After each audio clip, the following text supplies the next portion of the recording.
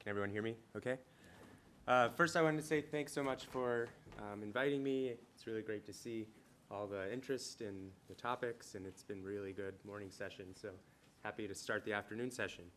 So like what we saw in the recent talks in the morning, I'll be talking about using diffusion generative models for inverse problems, and in particular, mostly focusing on magnetic resonance imaging, but also talking a little bit about wireless communications. And we call this deep generative physical modeling, where we're trying to incorporate knowledge of the physical sensor into the generative modeling process. Just to throw out the papers that I'll be talking about, there's just a link to Google Scholar, but just for the recording to see some of the recent things that we've been working on. But I think more importantly, I wanted to mention that we have a lot of code online for training these models, and we try to do it in a generic way where you could plug in your own forward model into these projects, and in that way try to apply it to your own methods.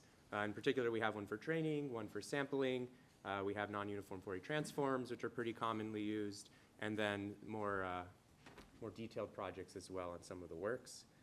And I also want to make a plug for, in the MRI community, we're dealing with high-dimensional data, and one of the projects I've been working on that's been led by Marnuker at TU Graz is called BART. It's a toolbox for doing computational MRI. It works on CPU and GPU, and we're incorporating diffusion models in there too. And what's really nice is it lets you build off of all of the MRI reconstruction work that's being done by the domain experts there. I like to just start off by saying what I do. So I work on computational MRI, this idea of using computation to jointly design the acquisition, the reconstruction, and the analysis. Right, in contrast to, say, image processing, we really have control over the sensor itself, and we want to use that information to do a better job of how we collect the data in the first place. And of course, we want to incorporate prior knowledge, right? We're probably scanning a particular subject or anatomy, and we should use that knowledge when we design these things. And of course, building off of prior knowledge from lots of other data sets as well. But importantly, we want to incorporate the imaging physics, right? We want our solutions to obey the fact that this is a physical device. And taking a step back, I'm really interested in thinking about computational MRI from a more holistic point of view, really the whole diagnostic imaging chain, where we could potentially design the acquisition, the reconstruction, the analysis, all the way down to the reporting. But for the most part, I live in this space where we design the acquisition and the reconstruction together. So I'll segue a little bit and say that before I got into MRI, I was working on wireless communications as a senior undergrad at UT Austin. The goal there was to try to understand how the physical environment will affect 5G and potentially future generation wireless networks. So we were doing measurements. We would take these big carts. Don't know if I have a mouse. Let's see this guy. We take these big carts, haul them around campus. We had an antenna. One was a transmitter, one was a receiver, and we would basically measure the wireless propagation environment, put these on the buildings, and see how it might work so that we could potentially design cellular networks in the future. And the idea here, and this is kind of the first work that I ever did as a student, was trying to estimate these wireless channels, or these essentially these clustered delay lines, which shows when you transmit a signal, how is the received signal, how does it affected by the environment? What does it bounce off of? How does it scatter, et cetera? And it's essentially just a combination of what we would call a tap delay line, its amplitudes and delays with potentially some phase. And these models were used, these statistical models, in what's called the 3GPP standard to design these clustered delay line models. Nowadays in wireless, people are moving to high antenna counts, so putting multiple transmit and receive antennas and doing what's called multiple input, multiple output, or MIMO communications. And in general, we'll have, for each transmitter and receiver pair, some kind of relationship that we want to learn, right? How does the wireless channel affect those two things? And we can summarize it pretty succinctly, and this is where computational imaging comes into play, as a matrix of transmit-receive pairs that basically says, how does the transmitter number 5 affect receivers number 1 through 32, right? And so this complex valued image, if you will, would represent the channel state information, which in general is what we need to know in order to do good, reliable communications. And so every communication system, whether it's cellular networks, Wi-Fi, will have this channel estimation module inside to basically try to estimate how the channel is changing over time and over frequency. And the way it's done is by sending some known data, typically, so we'll call these pilot symbols PI, between the transmitter and receiver. The receiver knows what the pilot symbols are, and using that can then try to estimate the unknown channel, and hopefully that channel will be kind of static enough for a short period of time that we can then start transmitting real data. So that's the wireless channel estimation problem. So I'll jump back to MRI and we'll revisit wireless in a second. In MRI, we have a nice forward model. We can abstract away some things and say that the signal is the Fourier transform of the image, right? So we have some unknown image X. It goes through the measurement model to give us Fourier space, K space, and then we get to decide how to sample it. Of course, in MRI, the data are complex valued, so we need to account for that as well. And the way the acquisition generally works is that we acquire these K-space data points in the most typical way, conventional way, line by line. And as we collect data in the Fourier domain, we get more information about the image domain until we stop at some particular resolution, which would be considered diagnostic quality for the particular application, right? And collecting each of these lines, it takes a certain amount of time. Same problem? Okay. Do I need to do anything? All right, just don't touch it. Well, collecting all this data takes time, right? And things can happen while we're scanning. The subject might be moving, the signal dynamics are changing, and in general, we want a fast imaging modality to have high throughput, lower cost. And so one way to speed up the scan is just to collect less data, right? The scan time is proportional to the number of measurements, so if we collect less data, we'll scan faster, right? So maybe I'll just skip every other line of K-space. I'll have a twice as fast scan, but because we're undersampling, we'll have artifacts. And in this case, we would have what's called coherent aliasing artifacts. I have a 2 times faster scan, but the image that I get is not very good. And if you are a signals and systems student, you might appreciate that learning about aliasing from an MRI point of view is a lot more visual because you get to see the aliasing in the image domain. So I love to use this as an example of aliasing. But we get to choose, because we're controlling the scanner, how these points are collected. So we could also come up with a better design for the sampling acquisition, for instance, some kind of incoherent or randomized sampling pattern, and that would give us incoherent aliasing, which might look a little bit better. And then we can take this data and pose the MRI reconstruction as an inverse problem, right, which we've seen already in the morning talks. Essentially, we have some forward model A that captures all of the MRI sensor acquisition parameters. We have an unknown image that gives us data, and there's some, in this case, additive Gaussian white noise. And we want to try to design a reconstruction algorithm that inverts the system. Well, wireless channel estimation is pretty much the same thing, right? We have a linear forward model. We're trying to estimate the unknown wireless channel, which is typically called H. It goes through some forward model, which in our case would be the known pilot measurements. And then we want to invert it to get the estimate of the wireless channel. In the MRI domain, before the deep learning era, these ill-posed inverse problems were regularized with handcrafted priors. Things like wavelet, sparsity, total variation, which are really powerful, especially in high dimensions, where image sparsity starts to become quite big. And actually, every vendor has implemented a product compressed sensing sequence and is available now. So if you go get an MRI scan, you might be scanned with a compressed sensing acquisition. When I was a grad student, there was no vendor that had it, and it's quite remarkable to see how this technology evolves into products. And we're seeing the same happening now with deep learning products as well. So that leads us now to using deep learning for inversion for the MRI problem, right? And there's 2 general ways of doing it: end-to-end supervised training or distribution learning generative modeling. And I want to just say that in the case of MRI and all of these scientific and medical applications that we've been seeing today, it's important to understand exactly how the forward model creates the data. We don't want to treat it as a black box per se. We really want to dive in.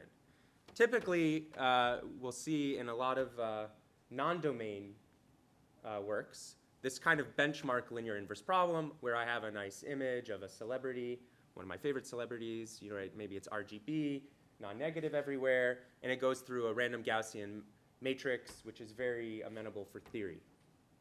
In the case of MRI, we have a much different setup, right? First of all, our data are complex valued. The dynamic range can be much larger.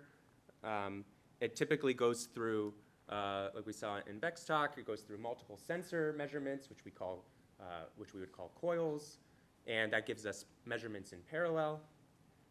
These images are then Fourier transformed, but they're Fourier transformed in a continuous domain, right? We're going from a continuous domain object to a continuous domain measurement space, and then these are measured, right? So we collect a particular set of frequency domain measurements. But beyond that, they also have an ordering when they're collected, right? They're not collected all at the same time. We have to decide which one we collect and in what order. And that will affect the image contrast and various properties, because also the signal is changing while we're collecting this data. The subject might be moving, right? And so it's a much more complicated forward model than just this random Gaussian matrix setup, which we might use for developing algorithms, but need to understand how it affects the physical application. Also, if you read some of the details of some of these papers, I can pick on this particular work because it's my colleague Alex Demakis who's talking after me, right? You might say that the reconstruction has superior visual reconstructions, right? So that's a positive result. They're able to reconstruct Obama, but you might notice that some of the features are smoothed out a little bit, right? The faces, the lips are a little bit different, right? Okay, well, there was this really nice seminal work by Muckley et al. Looking at using machine learning, deep learning for MRI reconstruction, where again, we have a ground truth on the left and we have a reconstruction that looks really nice, but they noticed that this particular reconstruction generated a false vessel, possibly related to susceptibilities introduced by surgical staples, right? So, you know, I could describe this as a superior visual reconstruction, but the point is that the stakes might be higher, right? I want to talk a little bit about end-to-end supervised training, just so that I can say why we don't want to do it for this particular application, right? In end-to-end supervised training, we try to learn how to invert the forward model using deep networks, right? So we have some measurements, we have knowledge of the forward model, potentially. We go through a deep network, we get an image reconstruction, and then we have a loss to try to update the weights of the network. And in fact, end-to-end supervised training is, in many senses, state-of-the-art for in-distribution training. This right here is from the Fast MRI challenge. This was a challenge just like a Kaggle challenge, but for the MRI community to try to create the best reconstruction, given a publicly available data set that was curated. And if I scroll through the challenge, I'll see that all of these methods, these are pretty much all end-to-end methods. And let's see if we come back. Okay. I scroll all the way down to the bottom of the list. Should I do something about it, or no? Okay.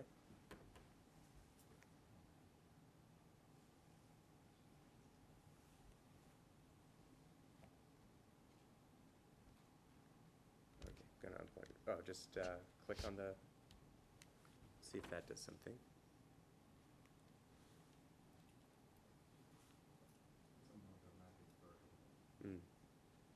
There we go. Okay, great. That was just to build suspense, right? So yeah, if I scroll to the bottom, I get to this nice method, classical reconstruction based on eSpirit. This is essentially compressed sensing. It's at the bottom of the list. You can trust me on that. By the way, that was powered by BART. I did notice something, though, when I scrolled through. If I scroll back up, that I noticed that actually there are these submissions that do nothing. All they do is they return the data, they do a zero-field reconstruction, and they actually get a better result than the compressed sensing reconstruction, which is pretty strange, right? And this is an important thing that I want to emphasize because, again, when you're dealing with a particular domain, you need to understand how the data are created and what exactly you are producing as a so-called reconstruction and how it compares to the ground truth. Well, it turns out that what you choose as your ground truth has a big impact. And as we move now to these inverse problems formulated with diffusion models, this becomes more critical. Essentially, what's happening is that in the MRI world, coils are typically combined with what's called the root sum of squares method, and this creates a biased estimate that's a magnitude only. And that's different than what we might call the minimum variance unbiased estimate. This would be the pseudo-inverse of fully sampled data, which produces a complex valued image. And because of this bias, there's a difference between these two. So even though these two images are diagnostically equivalent, they have a difference. So if I call this my ground truth and this my reconstruction, I'm going to have a large error that's actually not relevant to the task at hand. And I can even do this in a more rigorous way. I can take the fully sampled root sum of squares as a ground truth, which is what the challenge does. I can compare it to the zero-filled reconstruction, which does nothing. It just returns the data, essentially. And compare it to compressed sensing and an end-to-end network that outputs an MVUE. And these both will perform worse than the root sum of squares solution, even though they're obviously better, right? So it's important to understand what we're actually comparing to when we do these things.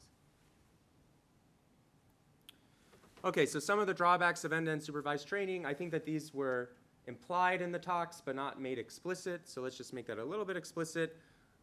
One of the drawbacks when we talk about supervised training in the context of inverse problems is that the deep network is coupled to the measurement process.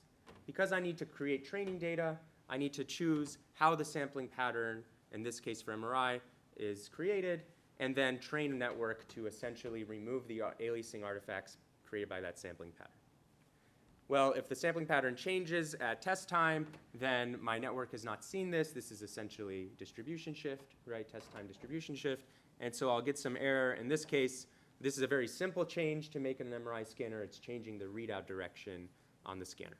And so we can't anticipate what the technologists will do. We want something that works reliably without having to create a family of models for every particular individual configuration.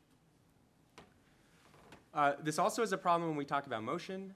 There are a lot of works that try to remove motion using deep networks, for example, by taking a motion corrupt input and learning how to remove the motion artifacts. But in order to do that, we need to simulate the motion artifacts, so we're implicitly assuming a particular sampling trajectory and type of motion. And so if we then have a different sampling trajectory, then the same network will fail out of distribution, right? So again, this is train-test mismatch. In addition, deep networks are typically tuned for a particular anatomy or contrast. This is some work from Reinhard Heckel's group that essentially shows that if I train on brain and if I train on knee and I test on knee, I'll get a certain performance. But if I train on brain and test on knee, I'll have a loss in performance, right? There's nothing remarkable about that result. But the one interesting thing about it is that this really affects all reconstruction methods, not just deep networks and not just end-to-end networks, right? So this is true for compressed sensing. It's true for untrained methods like deep decoder, deep image prior. And we really would like to get this performance back, and that's hard to do when you have so many parameters that were tuned on the training set. Finally, and we've heard this a number of times today, uncertainty is really important in the context of scientific applications, and so estimating it is important. And it's a little bit challenging to estimate it with end-to-end methods. We kind of have to retrofit the architecture to support it. So our goal is to use deep networks to learn the prior distribution, right? If we can sample from the prior distribution, call it P of X, then that might be a good way of using deep learning in the loop without violating the physical properties of the sensor that we know. And we're explicitly decoupling the statistical image prior from the measurement model, right? And then in this way, we can use Bayesian principles for reconstruction. And this is a very general framework, so we can change what our P of X is, in this case wireless channels from MIMO, and follow a similar methodology. Of course, generative models are powerful image generators, as we've seen today. Even these works are already kind of considered out of date, which is pretty crazy to think about. My favorite generative model is thiscatdoesnotexist.com. You can keep refreshing the page and get new cats. And of course, we can use it for generating brain images from MRI scans, T2-weighted MRI scans, right? So these are all fake brains generated from a generative model trained on fast MRI data. And what's nice about this, the direction we're going, is that we can use these principled methods that we saw in the earlier talks this morning, right? Our goal is to estimate the image from noisy measurements. We have a particular likelihood function which describes the imaging physics. This is P of y given x. It's given by this equation here, linear in this particular case. We want to incorporate prior knowledge of the distribution for the image, P of x. And if we can do that, we can start solving Bayesian-like problems, for instance, map estimator, which maximizes the posterior. Or we can sample from the posterior, draw multiple samples, and then we could even build a conditional expectation from these samples. So what's the prior distribution over MR images? Maybe it would look something like this, right? It's highly multimodal. Maybe a 0 image would have a very low probability of being an MRI image, noise as well. This aliased image here should have a low probability. And then we have high-quality images that should have high probability. In this case, T2-weighted images. Maybe they're close to each other. Maybe we have another mode that represents a different contrast like flare images if we're training across multiple contrasts. And then the framework that we can use for solving these inverse problems with diffusion models gives us this principled modular approach that's robust to changes in the measurement model by design and even to the data distribution, and has some theoretical performance guarantees when viewed under the lens of posterior sampling. And I'll go a little bit quick here because we've seen this a number of times already, right? We don't actually need the prior, we only need the grad log of it. So if we just focus on map estimation, then if we're trying to minimize these two terms here, right? We have a data fidelity term and we have our prior. Then if we do gradient descent on this, then we have a term that comes directly from the likelihood and the gradient log or the score function. And so the idea is to use deep networks to learn the score function and not to touch the measurement model, which we have good principled physics for. And so given the score function and some regularity conditions, then the following procedure will converge to samples from P of x. And intuitively, all we're doing is we're taking steps that move us in the direction of higher likelihood by following this, plus adding some annealing noise to give us some diversity in samples. And the question is, how do we estimate the score function? Well, we've already seen this as well. And I want to emphasize that this is already pretty outdated in terms of techniques for doing these things. I think it's still illustrative because it's quite simple, right? But we saw in Jeff's talk that we can do score matching, right? Ideally, we will learn some network S theta of x with parameters theta that matches the score function for our particular samples. And we can do this in a principled way with denoising score matching that does not actually require the score function, which is intractable for our high-dimensional data. It only requires reference samples, and it's importantly independent of the forward model A. And so if we put in this particular image, right, the same dimension as the output, it goes through our score model. It'll give us the direction to move each pixel to have a higher likelihood image, right? So it'll move us from a low density region of aliased images to a higher density region of high quality images according to the prior we built. And we can just replace those with wireless channels and do the same thing, right? We can sample in this way, unconditional sampling with annealed Langevin dynamics to produce new samples of whatever our training data set was, brain MRI or wireless MIMO channels. And then the question is how we use it for inverse problems, which we've seen again. We can run it, and instead of sampling from the score of the unconditional prior, we can sample from using the score of the posterior. And again, this is a little bit hand-wavy because we don't actually have the score function for P of x given y. What we really need is P of x t given y. But nonetheless, if we did have this type of object, then we could use Bayes' rule and decouple it into two terms, P of y given xt, which is what we want to train our networks to learn. And this is given by the likelihood, by the measurement model, and then gradient log P of xt, which we use deep networks to approximate. So we can go ahead and replace these terms with our known imaging physics. So then we can run annealed Langevin dynamics to sample from the posterior, right? We can draw a sample P of x given y, given the measurements, what is our likely image, and we can run it multiple times to get multiple samples from the posterior.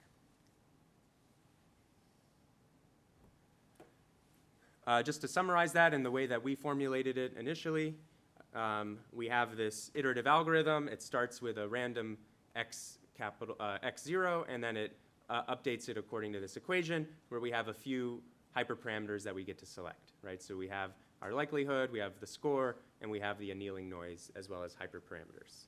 And if we run this starting from noise, this will eventually converge to an image, which is approximately a sample from the posterior. And again, we can do it for wireless as well. I'll just briefly mention that in the context of posterior sampling, we also have some theory to say that this is a good idea. So in particular, if our A operator is Gaussian, again, going back to the nice theoretical framework, then we can prove that posterior sampling with Gaussian measurements is robust under distributional shifts. So what this means is that if we train our generative model on a particular data distribution X, but at test time we have a different distribution X prime, so there's a distribution shift, then we can show that depending on how close those two distributions are, then we'll have a particular error bound on the quality of the posterior samples generated.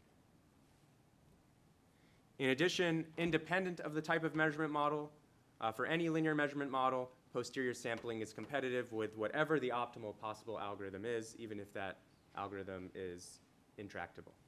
And so this means that posterior sampling is a good thing to do. Of course, this is not exactly posterior sampling because we're plugging in our own hyperparameters, we're using approximations, we have a finite number of iterations, et cetera. In practice, though, we do find that our experience is that posterior sampling applied to undersampled MRI is robust to these distribution and measurement pattern shifts.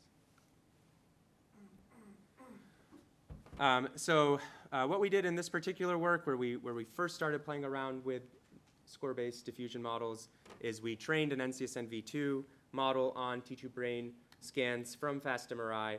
We used the complex valued MVUE images as a ground truth, so we used the images, estimated sensitivity maps, and did the adjoint reconstruction, and we compared it to supervised baselines, which are popular in the MRI community. And then we tested it on several types of distribution shifts. For instance, if the sampling pattern changes, if the anatomy changes, or, and importantly, we didn't tune the hyperparameters for each of these different scenarios. Just to show some plots, so Langevin, which is posterior sampling, is the blue curve. This is the acceleration factor, so moving from left to right, we get faster and faster scanning, and PSNR, so higher is better. And we can see that at low accelerations, a number of methods, this is an end-to-end methods, L1 wavelet, an untrained method, they all perform quite similarly. I would say diagnostically probably equivalent, but we see that using posterior sampling as an algorithm has more favorable quality degradation as we go to faster scanning. And if we change the sampling acquisition, changing the readout direction, then these methods which were tuned on a particular forward model start to fail quite quickly, while ours essentially keeps the same quality because the priors are the same. Qualitatively, we can look at some images. This is a 4x simulated or retrospective scan comparing compressed sensing, end-to-end methods, and ours. And if we go to a faster scan, then these start to fail because compressed sensing is pushed past its limit. The end-to-end method wasn't expecting this acceleration factor. It's a test time shift. And ours is kind of invariant to that. It'll have some quality loss because it's just, in general, a harder problem. And this is just a zoom in. I know it's hard to see on the projector, but we also have some error metrics which maybe you can trust. And of course, we can also apply this to other anatomy, for instance, knee imaging, where nothing was retrained. We just apply the algorithms to this new setting and see how they do. And again, hard to see on the projector, but we start seeing artifacts in these end-to-end methods, whereas ours doesn't have it. And of course, we can do uncertainty estimation with this as well. This is a knee image, a clinical knee image. It's really hard to see on the projector, but really all radiologists care when they're doing these musculoskeletal acquisitions is they care about looking at the cartilage, meniscus right here, and that's where the detail is. And there is a tiny, tiny, tiny faint line right here, and that's really the pathology that we want to see. It almost doesn't matter what the rest of the image looks like for this particular application. This is the mean reconstruction, which is computed by taking multiple samples from the posterior. And so we can use these samples and also calculate standard deviation and look at that error and potentially try to see how the error manifests in the areas we care about most, right? Here we didn't do that. We just did this for demonstration purposes to say that the standard deviation tracks with the true error. But I think that this is a really valuable place to explore in the future. So kind of summarizing the general framework, we can do MRI recon with these score-based generative models. We can sample from the posterior. We can collect multiple samples from the posterior. We can calculate an uncertainty map, and that tracks well with the true error.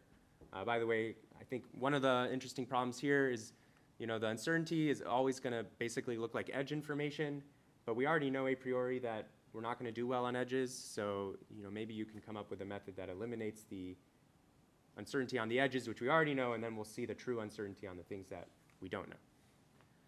Okay, how about for wireless comm? I'll go ahead and skip the theory part. It's very similar, but we can essentially define a notion in the wireless communication setting, which we call mismatch to noise ratio, and it basically tells us how a wireless channel changes compared to our assumed wireless channel, and we do some analysis in the single input, single output case to show that it gives us some bounds on the reconstruction error that depends on the noise. But I'll go ahead and skip that in the interest of time and just mention that we did a similar experimental setup, but in this case I want to emphasize that all the data are simulated. When we go to high channel counts, there aren't really physical systems right now that you can use as test beds with channel counts of 30 to 60. Really, the channel counts are on the order of 2 to 4. So we use the 3GPP standard, which is what the 6G communication standard is being built off of, to simulate clustered delay line channels. And again, it follows this sort of tap delay line where we have magnitudes, delays, and phases. And depending on the richness of the model we choose, we could have line of sight models, which means that we transmit and receive, and for the most part, the received signal is just the line of sight from the transmit. And we can have non-line of sight channels, which means that the transmitted signal is bouncing off of all kinds of things like walls, trees, etc. And these will be harder models to learn because there's more interaction between the transmitters and receivers. We ran a number of baselines in this case comparing to end-to-end methods like unrolled optimization, comparing to compressed sensing, which is quite popular still in the wireless communication field, as well as off-the-grid compressed sensing, which would be called atomic norm decomposition. So what I'm showing here is the SNR of the pilot symbols that we send, right? We have to send known pilot data, and it has a certain power that we transmit at, so that's the SNR. And then we have the normalized mean square error in dB, so lower is better. And this green curve is our MMSC approximation, where we draw multiple samples from the posterior and average them. And so we can see that all of the other methods kind of sandwich that, right? We have end-to-end methods. Let's see, like WGAN, this teal curve, right, where the performance kind of degrades because of the expressibility of the network. And we can also apply this to out of distribution, meaning let's say we train on one particular model like CDLB, which is a non-line of sight, and then we test on CDLB. That would be in distribution, but then we can also apply it to out of distribution, right? What if we tested on CDLA, on CDLC, on CDLD? And there is some degradation in performance. It depends on the distance between those two distributions, right? But we can essentially quantify what that will look like and still have pretty good performance. So why is this important? Well, in the wireless setting, we don't know how the channel might change, right? So if we're going to train on a particular family of wireless channels, we hope that at deployment time it will still work well, even though the prior might be a little bit out of date. It's important, though, when you're evaluating wireless to not just consider the wireless channel error, but also the full end-to-end performance, right? Because, again, channel estimation is just one block of this. And so this shows just the whole communications chain, where at the end of the day, we're trying to decode bits, right, or symbols. And so we can look at this end-to-end performance evaluation. These are typically called waterfall plots, where we're looking at the bit error rate. So lower is better. We want a low bit error rate. And then EB over N naught, you can kind of think of that as essentially SNR.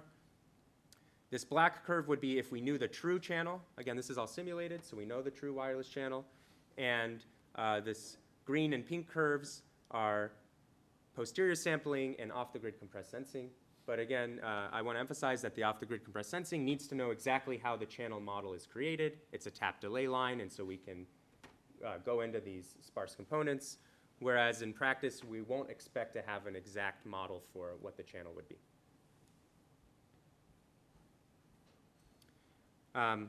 Okay, so just to summarize kind of the wireless setting, right, square-based generative models, they can learn these distributions of structured stochastic environments. In our case, the latency is still large. It's not quite ready for wireless prime time, but I'm really excited by all the work being done to accelerate diffusion models so that we can just tap into that and use them, right?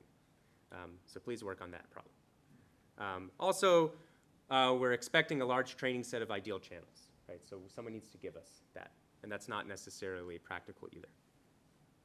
On the MRI side, there's also a number of challenges to deployment. We're really interested in working with clinicians to get these into the hospital. So what are the challenges? Well, one is that there are different imaging protocols, right? Depending on the anatomy and even the disease you're looking at, you'll have a different set of scans that you run. There's also different patient populations, which is the prior.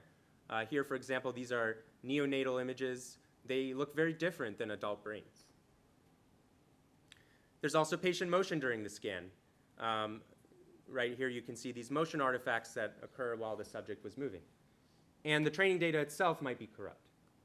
So we need to tackle these challenges in order to actually get to deployment.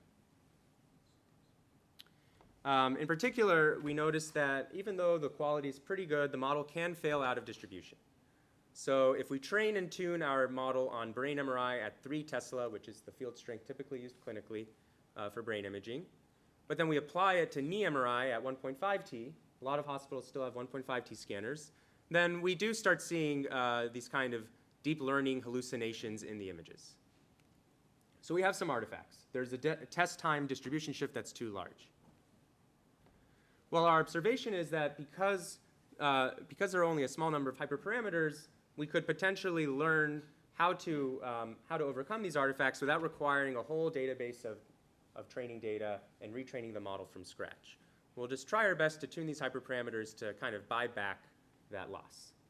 And that's what we did in our own institution. So we took our model, which was trained on publicly available data, and we scanned it at Dell Medical School at UT Austin. These are on healthy volunteers. This is prospective scanning. And if we just applied our algorithm out of the box without any tuning, these are the kind of images we get. So you can see that they're highly noisy. But if we just tune the hyperparameters on a really small amount of training data collected at our institution, then we can essentially get back that quality for free without retraining the score model itself. We also heard a lot today about kind of joint posterior sampling when we have essentially the blind inverse problem setting, when we don't know the forward model exactly. Well, we can model motion during the scan as a corrupt forward model. Right? So in this case, just dealing with 2D rotation and translation, which is common in brain imaging, or rigid motion, I should say, we can model that as a clean image X that goes through a forward model where the samples were affected by the rotations and translations in K-space. But because the image prior is decoupled from the measurement model, we don't need to retrain the prior for the particular image. We can just take the same prior we trained for clean images with the assumption of no motion and use it directly. We'll just sample from the joint posterior of the image and the motion parameters at the same time. And so now we'll get trajectories, right, stochastic trajectories, both for the image and the motion parameters. And as we run the algorithm, starting from an initial guess, we'll get an image, but we'll also get motion parameters during the scan. In this case, it's 2D motion, so we have rotation, X translation, and Y translation. And this is just showing the blue curve these are all simulated data. So the blue is the ground truth motion trajectories. The orange is our estimated motion trajectories, and the green is the error. There's a particular bias in the result because we didn't align the particular motion state at the start. But essentially, these are resolving the motion in the acquisition. And we're making no assumptions a priori about the motion itself or how it's tied to the trajectory, the acquisition. I'll just show the details. If you're interested, you can watch the video later. But we did some retrospective experiments, but we also scanned at our institution subjects that were moving to see how it works on real data. So the fake data part, right, retrospective, we took data from fast MRI and we simulated motion. We ran L1 wavelet compressed sensing without telling it what the motion artifacts were, and so this is kind of like a worst case baseline. And then we ran wavelet compressed sensing with giving it the motion parameters as an estimate, and this is sort of like an upper bound on how well compressed sensing can do. And then we have ours on the right where we don't know the motion a priori, we estimate it as part of the algorithm. And so then our reconstruction on these retrospective data would output both an image and the motion parameters themselves. In this case, this is, for those interested, this is a fast-spin echo scan, so this is grouped according to the repetition time. We have multiple echoes per repetition. And then we ran it on prospective scanning. So we scanned a volunteer at an acceleration factor of 3. For 2D imaging, this was already pushing the bounds of parallel imaging. So if we do a linear reconstruction and we neglect the motion, we get some artifacts. If we do posterior sampling, so the framework we've been seeing so far, well, we still get artifacts in the result, and that's because the motion corrupt image is close enough in our distribution to be a plausible image. But if we do joint posterior sampling, we can remove these artifacts, and we can also estimate the motion that occurred during the scan, right? We can see that in these, the 75th phase encode line, for instance, there was a large degree of motion that happened. And we're only estimating 2D rigid parameters here. Of course, the subject is moving in 3D space, so there's going to be some error here too. Okay, what about dealing with a more realistic setting? Well, we don't really just do one scan. We do a protocol of scans, and these protocols of scans have different image contrasts. So we might be collecting, for instance, a proton density weighted scan, a T2 weighted scan, a T2 flare scan, a T1 scan. And we want to know how do we incorporate all of this shared information in the reconstruction to not treat them independently. We can kind of pose this as a really simple graphical model where we have some latent variable that informs these different image contrasts. In the case of MRI, these latent variables might be tissue parameters of the subject. And then we go through the MRI forward model to get our case-based data for each contrast. And so what we do in this work is we train a multi-contrast diffusion model. Seems like a general extension. But what's nice about it is once we've trained this multi-contrast model on the different image contrasts in the protocol, we can use the single model for various tasks like marginal reconstruction of a single image, conditional reconstruction, given one reference image, reconstruct the other, or joint reconstruction of 2 undersampled images. And no retraining is necessary in order to do this. We just train the model one time. So we can also apply this to different settings. We can do accelerated reconstruction where we undersample across case space. We can do super resolution where we collect a strip of low frequency data. We could do other tasks such as denoising as well. And we can look at how the quality changes. Here's the fully sampled image we're trying to reconstruct. Here's the side information. In this case, it's another contrast image. These are the errors on the bottom. And if we just do posterior sampling of this single marginal at 6x acceleration, we get this result. If we do joint posterior sampling of both of these scans at 6x acceleration, we can do a little bit better. And if we do fully sampled conditioning, meaning that someone gives us this as a prior and we reconstruct this, then we can do even better. And just for reference, there's an end-to-end baseline that was trained to take 2 contrasts as input and output the single contrast. And it's a similar story for super resolution. But I think what's interesting is looking at the quantitative plots. This left one is the proton density scan shown at the bottom. This right one is the proton density fat suppressed. It's generally going to be lower SNR because the fat signal is suppressed. And what's interesting is, this is NRMSE, so lower is better. The marginal diffusion model, so just conventional posterior sampling, is the blue. Conditioning on side information is the green. But we see that in the case of the PD image, it doesn't really bias a lot. So conditioning on the side information of the proton density fat suppressed scan doesn't really help us. And that can be explained because the proton density fat suppressed scan is quite low SNR, so it's not really providing a lot of information for conditioning. But in converse, if we're reconstructing this image, then actually providing this as side information helps us a lot because it's a high SNR, high quality image, and so it helps us kind of bridge the gap that we lose from just using the low SNR measurements. Finally, I'll say that in practice, we're going to train our data from a physical system, and so that physical system gives us data that is corrupted by the sensor noise. So even if it's fully sampled and we use that as a training set, we have to understand that there's still going to be noise in that. So we can't really call it ground truth images for training, right? And this is just to highlight that. This is, of course, a very noisy, probably more noise than you would see collected by your sensors. So how do we deal with this? Well, we saw in Zhang Chul's talk this work on noise to score, which really formulated this using Tweedy's rule. What we proposed is using Stein's unbiased risk estimate as a regularizer of the denoising score matching. So essentially what we'll try to do is we'll try to do denoising of the input data while we also learn the score model at the same time. This leads to a really nice equation where we actually have this recursive application of the score model. We're applying the score model using Tweedy's formula, and then we're denoising it a second time.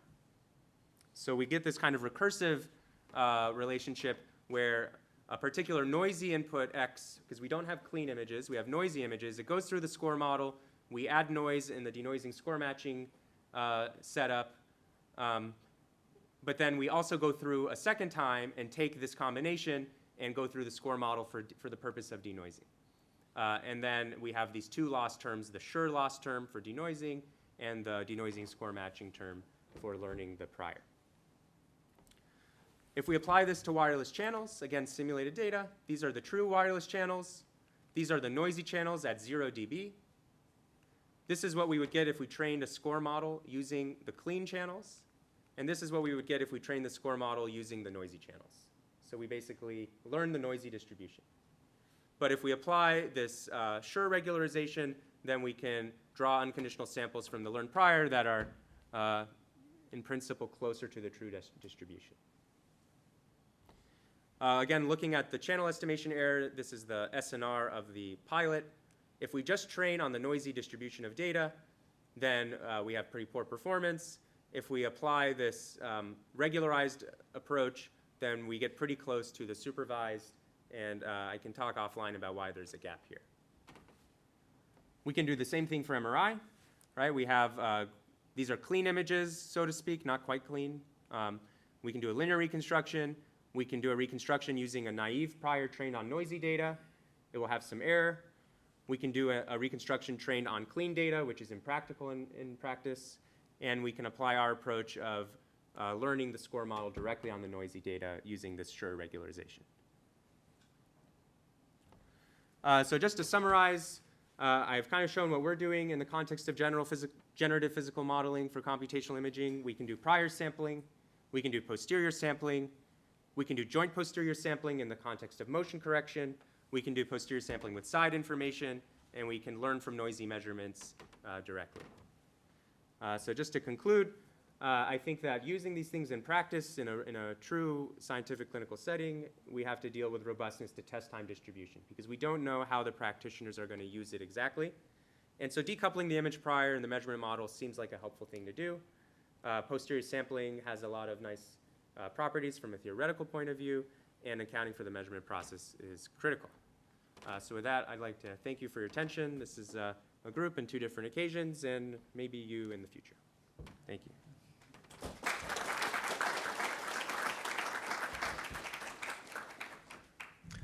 Okay, we have a couple minutes for some questions, if anyone has any questions.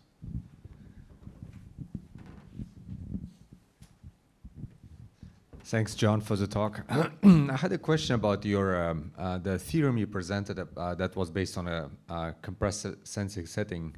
So the statement of the theorem says that, so the robustness, is it because of the posterior sampling or because of the Gaussian sampling of the images that makes it robust? So I couldn't quite get where the robustness was coming from. Oh, that's a good question. Yeah, I guess it's from the Gaussian sampling, and just showing that posterior sampling as an algorithm with Gaussian sampling has this robustness. So in particular, it's talking about the shift in distributions between these, between what you assume and what you actually have. And that can only be shown in the we can only show it in the Gaussian setting. Yeah.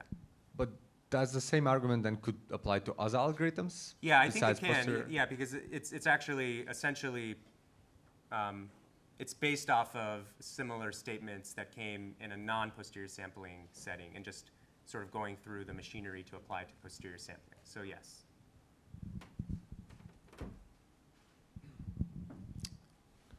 Got another question?